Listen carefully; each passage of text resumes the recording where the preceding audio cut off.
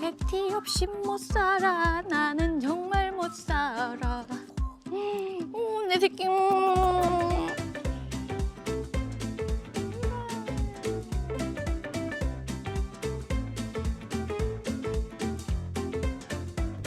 왜 이렇게 안 나가?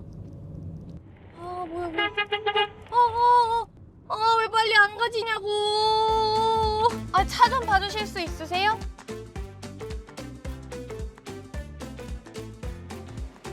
차는 이상 없는데요?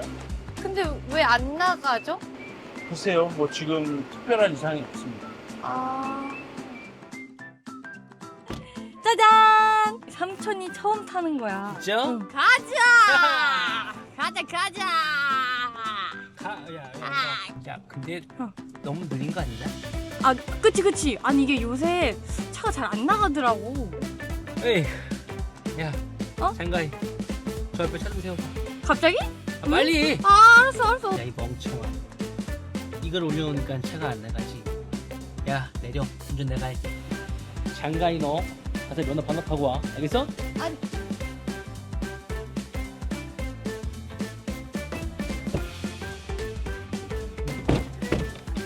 운전은 뭐 하겠다고 하는 거지, 뭐 하겠다고 하는 거지. 아유. 여러분 초보 운전 시절에 한 번쯤 경험했던 그런 이야기죠. 이 사이드 브레이크를 당겨 놓으면은 아무리 엑셀레이터를 밟아도 나가지가 않지 않습니까? 여러분 이 차가 그런 것처럼 우리 사람도 그런 경우가 많습니다. 나는 뭔가 좀 해보려고 하는데 나름대로 애도 써보는데 뭔가 자꾸 이렇게 걸리고 나가지를 못하는 그런 것들 있지 않습니까? 우리 안에 어떤 사이드 브레이크가 있는 것처럼 말이죠. 자꾸 멈칫하고 내 삶이 쭉쭉 이렇게 나가면 좋은데 그렇지 못하는 그런 것들이 있습니다.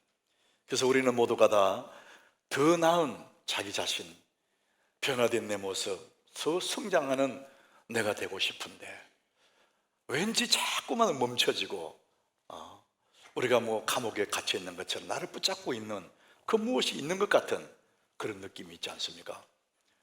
심지어는 하나님의 선한 계획이 내게 있는데 하나님의 그 계획조차도 이것이 방해하고 막아버리는 그런 것들이 있습니다.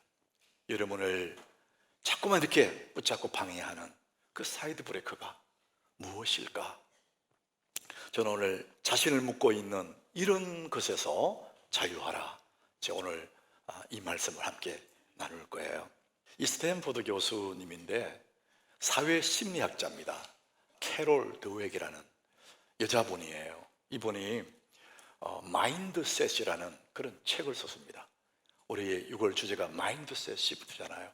사람은 다 이 마인드셋 되어 있다. 이분의 이론이 자기 연구 결과를 그렇게 얘기를 합니다.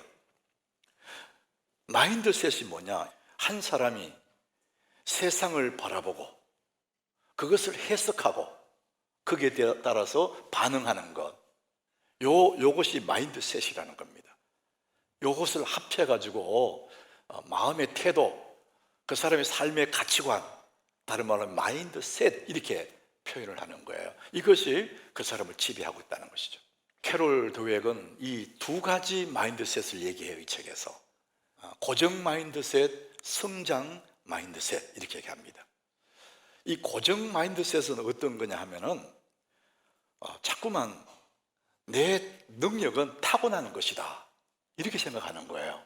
사람마다 각기 능력이 있지 않습니까? 그 능력은 타고나는 것이다 이렇게 고정 마인드셋 된 사람들은 그렇게 생각하기 때문에 자기에 대한 기대치가 없답니다. 타고나는 거니까. 그런데 성장 마인드셋을 가진 사람은 그런 생각을 하지 않는답니다. 우리의 그 능력은 내가 열심히 애를 쓰고 학습하고 노력하면은 얼마든지 가질 수 있다. 그래서 자기에 대한 기대치가 있는 거예요. 또 이 고정 마인드셋을 가진 사람은 어려운 일 만날 때에 왜 내게 이런 일이 생길까? 이러면서 굉장히 낙심을 한대요. 그런데 성장 마인드셋을 가진 사람은 이 어려운 고난을 통해서 하나님이 나에게 무엇을 가르치고 싶으실까? 이런 기대를 또 갖고 있는 거예요. 고정 마인드셋을 가진 사람은 한번 실패하면은 나는 이제 끝났어, 나는 끝이야 이러고 절망을 해버리는데, 성장 마인드셋을 가진 사람은 그 실패 가운데서도 하나님의 뜻이 있을 거야 이렇게 생각을 한답니다. 여러분은 어떤 마인드셋을 가지고 있었습니까? 우리 속에 이것이 내 삶을 살게 하고 내 삶의 방향을 정하기도 하고 이렇게 만들어가는 것이거든요. 우리의 삶에 성장하고 성공적인 그런 삶을 방해하는 것이 무엇일까? 많은 사람들은 내 주변의 환경이 내 삶을 방해한다, 주어진 여건들 아니면 내 주위에 있는 사람들 때문에 내가 성장하지 못한다 이렇게 생각하는 사람이 있어요. 이게 바로 고정 마인드셋을 가진 사람입니다. 언제나 원인을 다른 사람에게 전가하는 거예요. 그러다 보니까 이런 사람은 기대 없이 사는 겁니다. 정말 자기를 붙잡아 놓는 것은 기대 없는 자기 자신이에요. 어떤 일에도 기대를 가지고 하는 겁니다. 그러니까 그냥 멈춰 있는 것이죠. 여러분, 기대 없는 사람은 무의미한 삶에 끌려다니는 겁니다. 삶을 사는 것이 아니라 이 인생에 끌려다니는, 세월에 끌려다니는 겁니다. 마치 이 사람은 회전문 사람 같습니다. 그러니까 열심히 사는 것 같은데, 계속해서 움직이고 있는 것 같은데 늘 제자리에 뱅뱅뱅뱅 맴돕니다. 회전문처럼 일정한 방향이 없는 거예요. 그래서 그렇게 살다가 어느 날 스스로에게 질문해요. 나는 왜 이렇지? 나는 무엇 때문에 살지? 이런 생각 확 들어오면서 서러워서 눈물이 나는 거예요. 이게 기대 없는 인생의 모습입니다. 기대 없는 사람은 또한 쾌락이나 중독에 빠지기 쉽습니다. 마음이 텅 비어있기 때문에, 기대치가 없기 때문에 허무한 이 마음을 채울 길이 없으니까 자꾸만 쾌락을 쫓아갑니다. 그러다 보니까 거기에 중독이 되는 겁니다. 여러분, 요즘 현대인들이 가장 자기도 모르게 중독에 걸린 게 있습니다. 이 스마트폰 중독이에요. 아침에 눈 뜨면서 스마트폰을 손을 쥐고 그걸 살피고 하루 종일 스마트폰 따라다니고, 길 가면서도 보는 사람이 있어요. 참 위험하더라고. 건널목 건너가면서도 이러고 있어요. 그러다가 저녁에 잠들기 전까지 이거 보다가 잠들고, 눈 뜨면 또 만지고.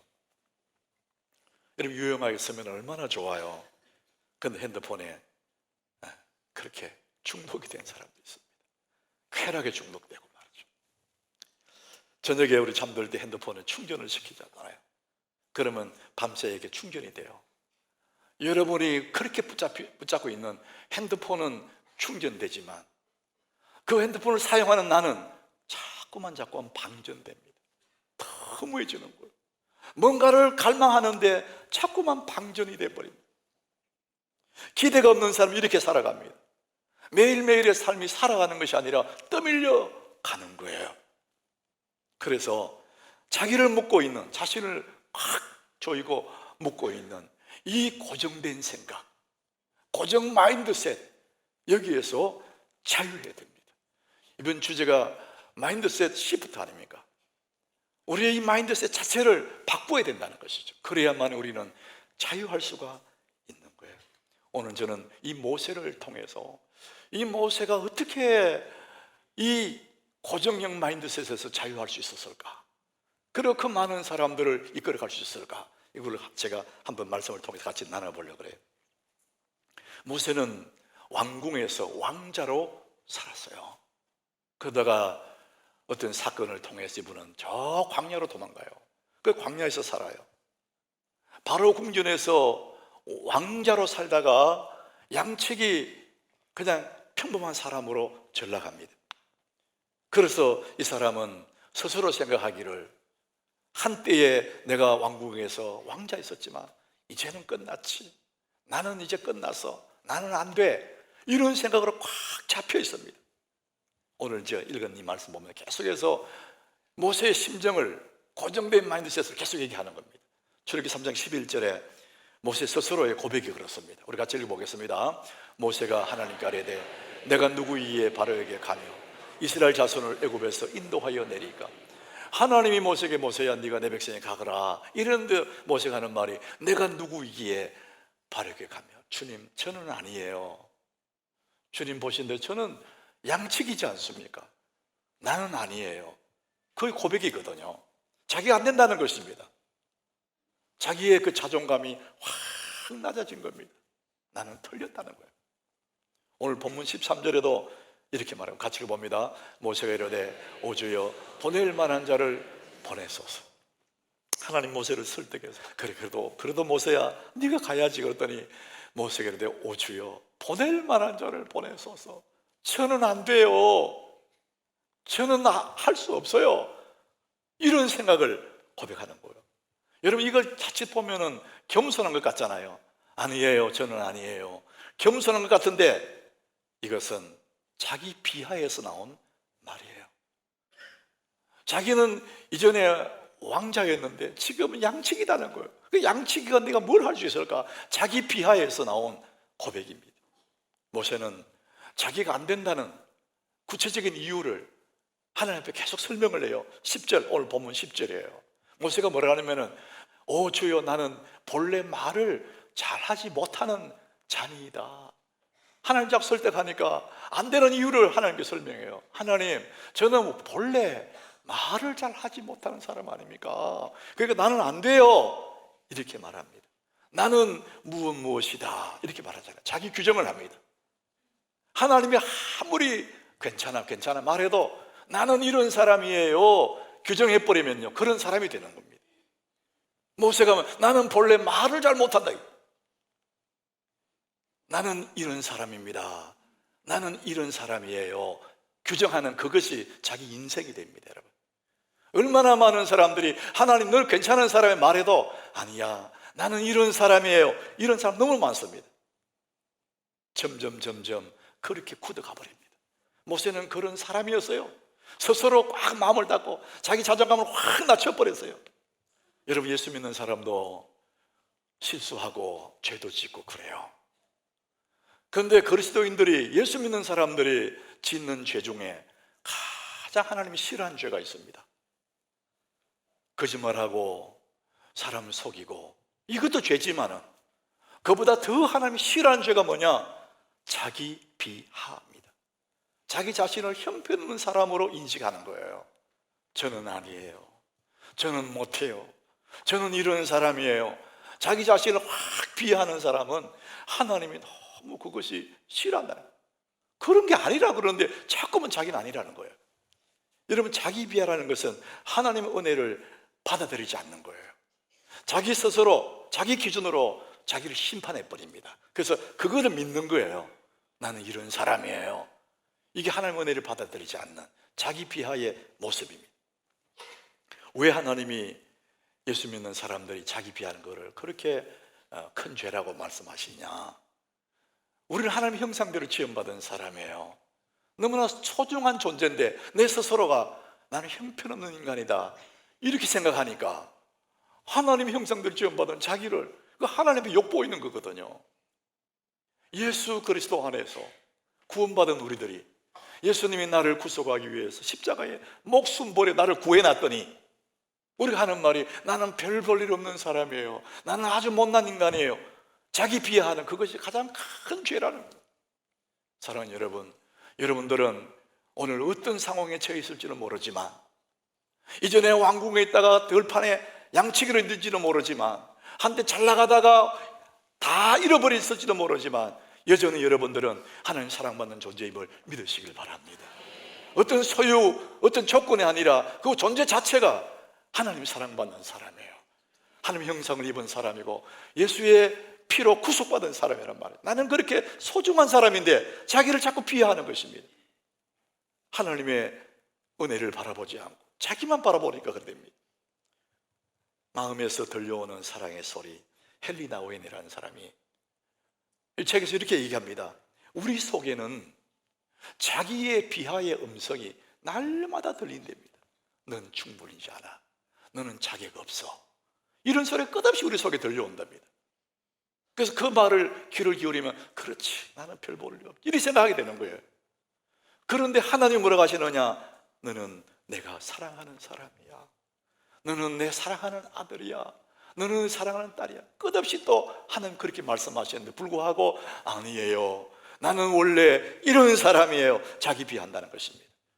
사랑하는 여러분, 여러분 어떤 상황에 처해 있다 할지라도 하나님 사랑받는 소중한 존재임을 믿으시길 바랍니다.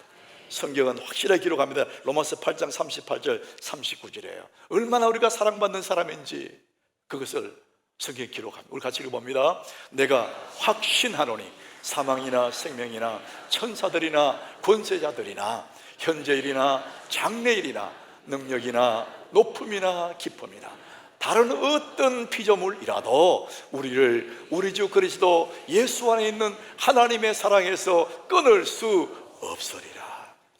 아멘.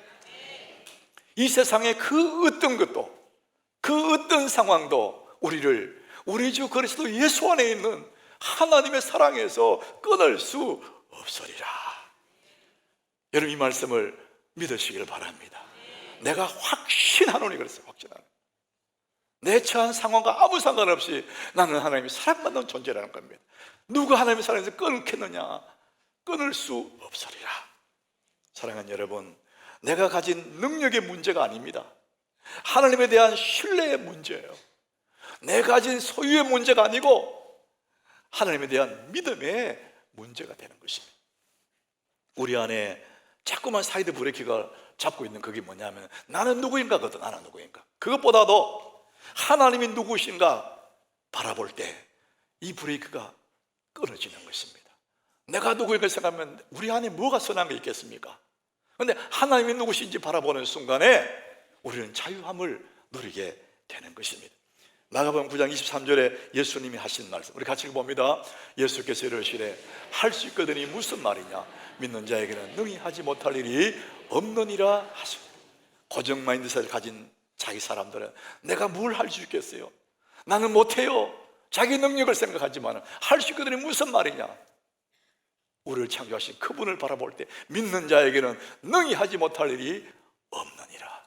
능력의 문제가 아니라 하나님을 신뢰하는 신뢰의 문제, 하나님을 믿는 믿음 안에서 무엇이든지 할 수 있다. 성경은 그렇게 말씀하고 있습니다. 하나님은 모세에게 말씀하세요. 출애굽기 3장 12절에 하나님이 이르시되 내가 반드시 너와 함께 있으리라. 따라합시다. 너와 함께 있으리라. 이 최고의 은혜지 않습니까? 내가 너와 함께 있겠다. 네가 부족하다, 말 못한다 이렇게 말하지만은 하나님이 이르시되 내가 반드시 너와 함께 있으리라. 너의 능력의 문제가 아니고 네가 나를 신뢰하는 믿음의 문제다. 내가 너와 함께 있으리라 이렇게 말씀합니다. 이 하나님을 믿고 이제 모세는 애굽으로 가요.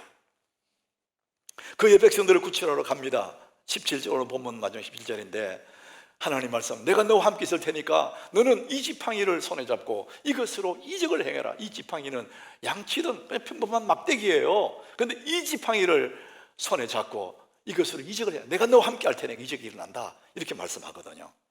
4장 20절에 그 지팡이가 여호와의 지팡이가 돼요. 모세가 하나님의 지팡이를 손에 잡았더라. 말씀 따라 순종해 가면은 우리가 평범한 그것도 하나님의 도구가 되고 하나님의 지팡이가 되는 거예요. 모세는 그걸 가지고 10가지 재앙을 일으켜요.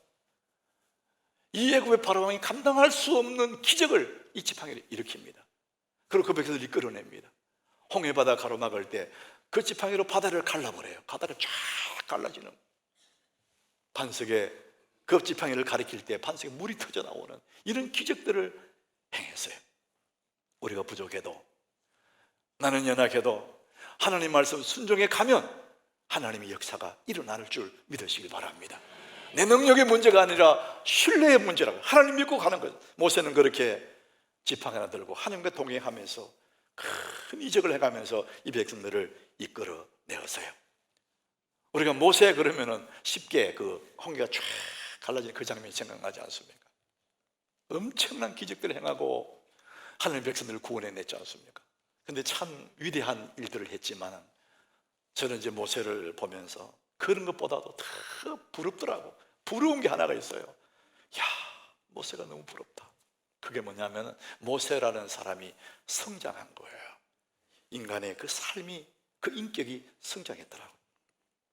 이 모세의 삶을 보면은 이 바로의 왕궁의 왕자로 있을 때 말이죠, 히브리인과 애굽 사람이 싸울 때 달려들어서 그 애굽 사람을 쳐 죽여버려요. 그리고 모래에 숨겨버립니다. 굉장히 이 성격이 과격합니다. 와일드한 사람 같아요. 그 자기가 옳다고 믿는 것은 절대 양보하지 않는, 그러니까 고집이 세고 와일드한 그런 성격의 소유자인 것을 성경은 이렇게 말하고 있잖아요. 이런 사람이 얼마나 변했는지 민수기 12장 3절에 보면은 모세가 이렇게 변했답니다. 우리 같이 읽어봅니다. 이 사람 모세는 온유함이 지면의 모든 사람보다 더하더라. 저는 이게 너무 부러운 거예요. 그렇게 와일드한, 과격했던 그 성격, 고집이 셌던 그 사람, 그런 사람이, 이 사람 모세가 온유함이, 따뜻하고 겸손한, 자기를 비워버리는 그 마음, 예수님 닮은 이 온유함이 지면의 모든 사람보다 더하더라. 야, 이게 너무 부러워요. 여러분, 우리는 모세가 기적을 행하고 그 백성을 구출한 것 대단하지만은 모세 개인적으로는 그것보다도 하나님 앞에서 지면의 모든 사람보다 자기 인생이 변한, 인격이 변한 겁니다. 온유함이 지면의 모든 사람보다 더하더라. 겸손하고 온유한 예수님 닮아가더라는 것이죠. 여러분, 우리를 묶고 있는 이 고정된 생각, 이 억압된 부정적인 생각에서 자유하는 것은 어느 한순간에 되는 게 아닙니다. 긴 여정이에요. 과정입니다. 과정. 내가 성장하면, 내가 하나님 앞에 성장해 가면은 그냥 그렇게 변해가는 것입니다. 그래서 여러분, 우리 인격이 변하고 성품이 변한 것은 어느 과정입니다. 여정이에요. 모세는 그런 세월을 지나가면서 그 과격했던 그 마음이 지면의 모든 사람보다 더 온유했다. 너무 그것이 부럽고, 저는 그것에 제가 이렇게 돼야 되는데 이런 생각이 들더라고요. 모세가 어떻게 그렇게 따뜻하고 온유하고 지면의 모든 사람보다 더 자기를 비워내는 겸손한 그런 사람이 되었을까? 우리 성경을 쫙 보면은 모세가 이랬었구나. 저는 한 가지 단서를 발견했습니다. 모세가 그렇게 성장하고 변해갔던 그 핵심 키워드가 뭐냐? 우리 한번 따라갑시다. 하나님을 더 가까이, 하나님을 너무 가까이 한 거예요. 그러면서 점점 하나님을 닮아간 거예요. 출애굽기 33장 11절에 그렇게 나옵니다.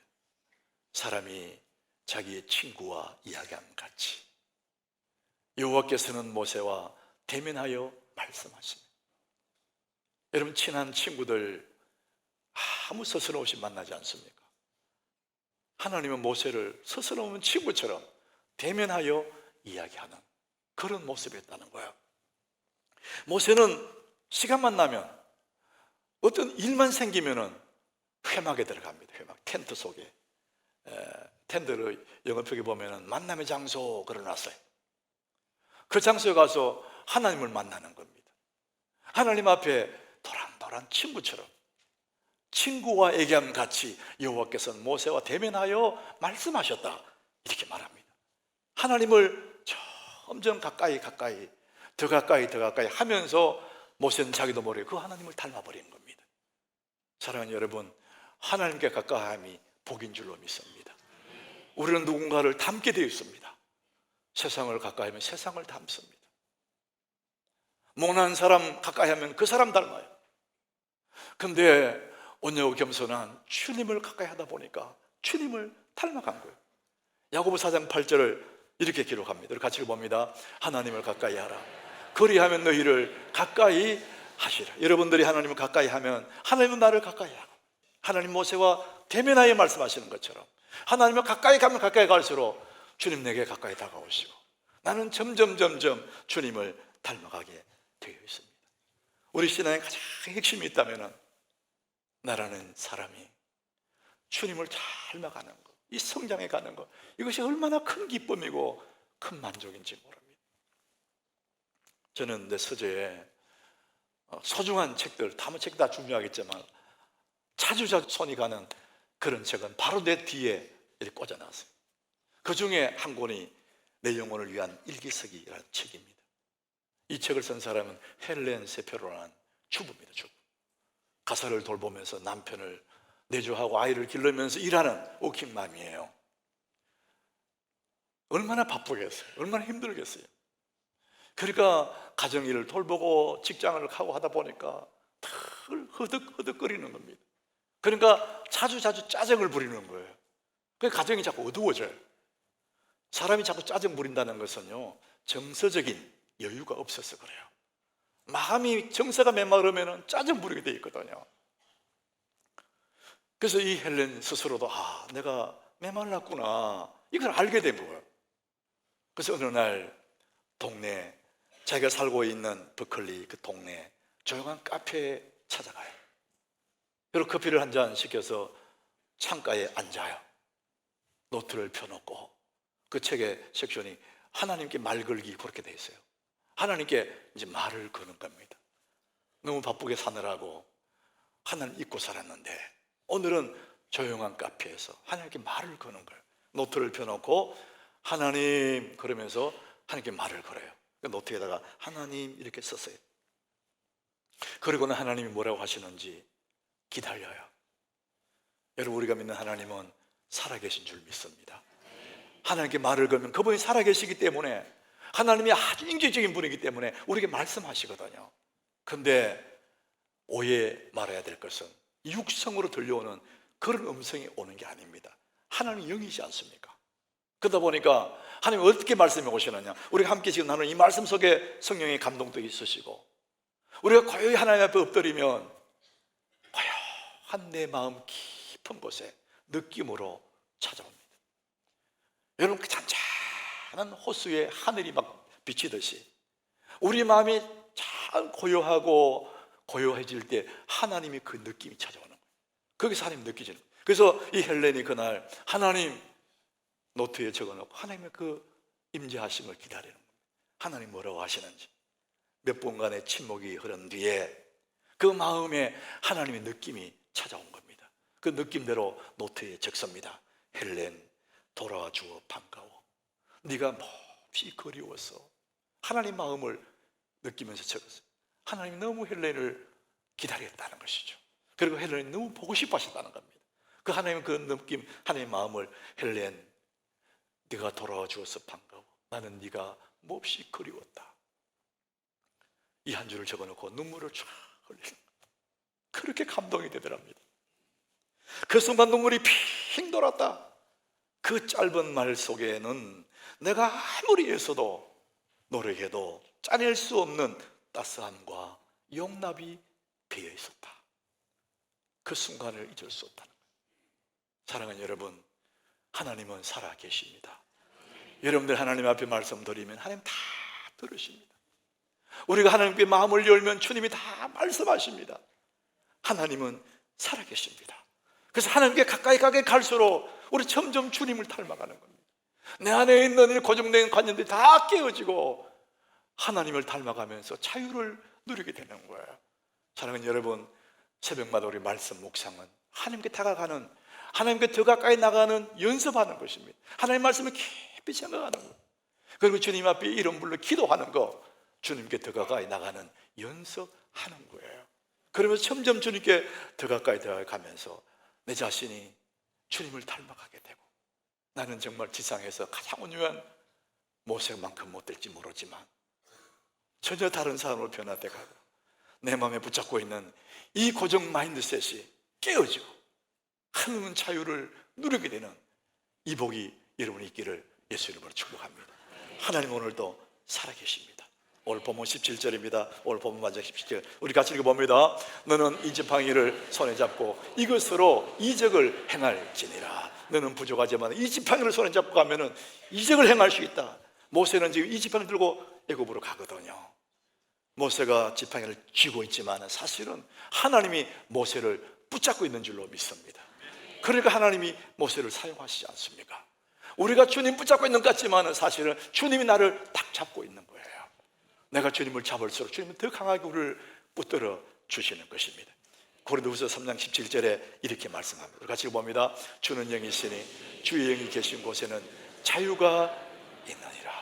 어디에 자유가 있느냐? 주님의 영이 있는 곳에. 이 주는 그리스도를 말합니다. 그리스도 예수, 그분이 영으로 우리 안에 계시지 않습니까? 주의 영이 계시는 곳에는 자유가 있느니라. 내가 주님 붙잡고 있는 거죠. 주님이 나와 함께 하시는 거예요. 주님이 다 나를 끌어안고 계시는 것입니다. 그러니까 우리는 예수 안에서 얼마든지 우리는 자유할 수가 있는 것입니다. 여러분, 모든 묶여있는 포로에서 예수 이름으로 자유를 누리시기를 축복합니다. 점점 주님 닮아가는, 그래서 우리는 마침내 창공을 쫙 날아가는 새처럼 우리 영혼이 너무 자유하고 이 온 세상을 바라보면서 기뻐하고 하나님 위대하심을 노래하는 이 참 자유를 누리시기를 예수 이름으로 축복합니다.